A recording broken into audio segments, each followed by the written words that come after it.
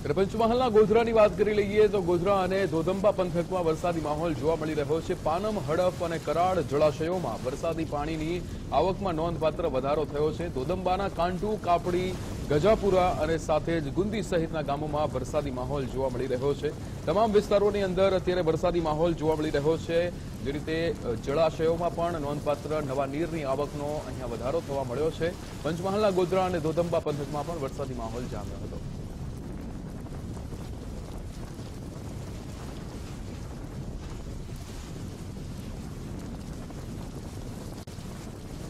પંચમહાલ જિલ્લાના મુખ્ય 3 જળાશયોમાં પાણીની આવક થઈ છે। ધોધંબાના કરાડ ડેમમાં 179 ક્યુસેક પાણીની આવક થઈ છે।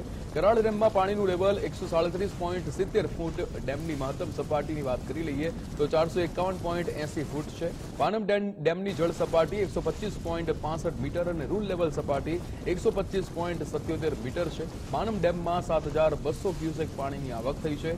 2 ગેટ 2 ફૂટ સુધી ખોલી દેવામાં આવ્યા છે। 5438 ક્યુસેક પાણી છોડાઈ રહ્યું છે।